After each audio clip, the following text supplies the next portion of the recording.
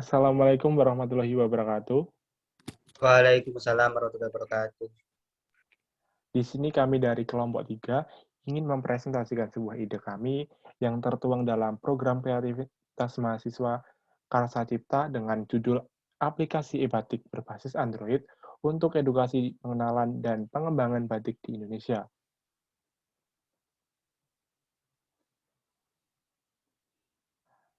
Di sini kami beranggotakan saya sendiri Ilham Hasil Nur Muhammad, NIM A710190-100, kemudian Ahmed Rizkia Pinalgin, NIM A710190-120, ketiga Zulfikar Seto Priyambuti, A710190-118, dan yang terakhir Saifullah Ismail, NIM A710190-126.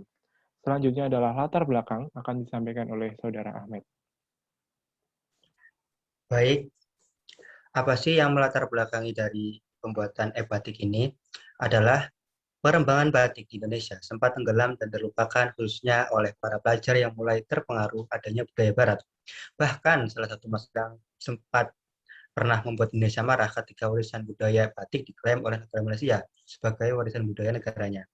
Ketidaktertarikan tersebut disebabkan oleh salah satunya media pembelajaran yang kurang menarik dan sulit sehingga membuat para pelajar lebih memilih budaya barat.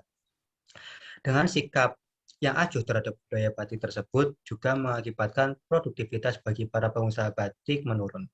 Dari adanya permasalahan tersebut, maka dari itu diperlukan media pembelajaran berbasis e-learning yang dapat diakses oleh semua pelajar dengan mudah, yaitu platform yang mampu mengklasifikasikan batik secara real time dengan akurasi yang mendekati motif sebenarnya dan pembelajaran batik secara bertahap.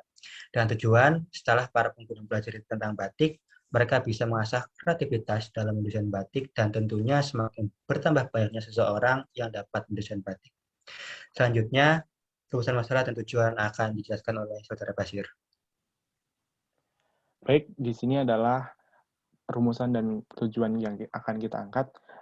Yang pertama itu adalah rumusan masalah yang akan kita angkat, yaitu bagaimana cara meningkatkan ketertarikan siswa dalam mempelajari batik. Kemudian yang kedua adalah bagaimana cara memudahkan siswa dalam mempelajari batik. Dan yang ketiga adalah bagaimana meningkatkan budaya batik di era modern khususnya pada kalangan pelajar. Selain itu, ada tujuan. Yang pertama itu adalah mengembangkan aplikasi yang dapat mengklasifikasi macam-macam batik secara akurat menggunakan metode image processing and TensorFlow. Dan yang kedua adalah mengembangkan media pembelajaran berbasis Android dan web yang dapat digunakan pelajar maupun masyarakat umum. Kemudian yang ketiga adalah mengembangkan platform e-learning interaktif untuk mendesain batik secara digital. Selanjutnya adalah manfaat yang akan kita harapkan, yaitu yang pertama, diharapkan dapat memudahkan pengguna dalam mempelajari batik, khususnya untuk para pelajar. Yang kedua, diharapkan mampu meningkatkan produktivitas pengusaha batik. Dan yang ketiga adalah diharapkannya dapat mengenalkan teknologi machine learning pada pengguna. Selanjutnya, luaran akan disampaikan oleh Saiful. Baik, di sini saya akan menyampaikan beberapa luaran yang akan dihasilkan dari PKM kami. Yang pertama ada laporan kemajuan dan akhir, kemudian ada prototipe aplikasi e-batik, kemudian juga ada buku pedoman untuk penggunaan aplikasi ini seperti apa, dan yang terakhir juga ada artikel ilmiah. Nah, kemudian juga saya akan menjelaskan pemrograman yang digunakan untuk membuat aplikasi ini ya. Untuk kita membuat dua jenis aplikasi, yang pertama untuk Android, yang kedua untuk website. Yang di Android kami menggunakan Python dengan medianya itu Android Studio. Nah, kemudian untuk website sendiri kami menggunakan framework Nest dan framework Vue. Baik, selanjutnya untuk pelaksanaan akan dijelaskan oleh Saudara Zulfikar. Terima kasih. Baik, terima kasih Saiful. Di sini saya akan menjelaskan mengenai pelaksanaan yang akan diterapkan pada PKM ini. Yang pertama adalah studi literatur.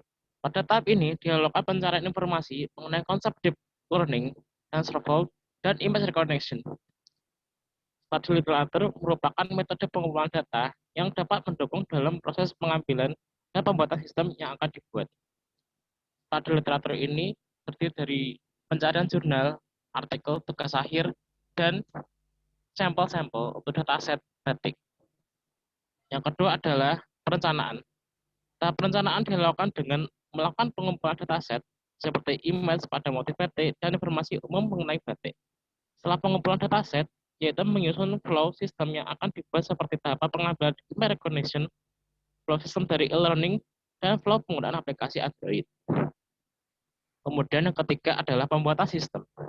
Pembuatan sistem ini dilakukan dengan melakukan perancangan pada dua platform, yaitu website dan Android.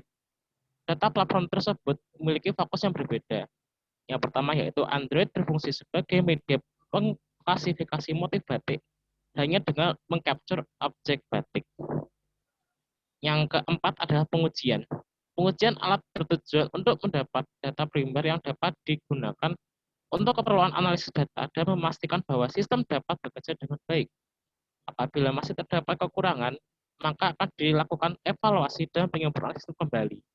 Pengujian yang akan dilakukan meliputi pengujian pengaruh jarak dan arah untuk mendapatkan kombinasi terbaik, pengujian tingkat akurasi data dengan objek, pengujian pengaruh jarak dan cahaya akuisisi terhadap objek, dan pengujian terhadap resolusi kamera dan RAM pada smartphone.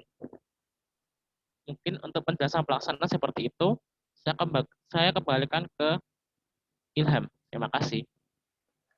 Baik, berikut merupakan presentasi dari kami. Apabila ada kesalahan, kami mohon maaf sebesar-besarnya. Wassalamualaikum warahmatullahi wabarakatuh. Waalaikumsalam warahmatullahi wabarakatuh. Warahmatullahi wabarakatuh.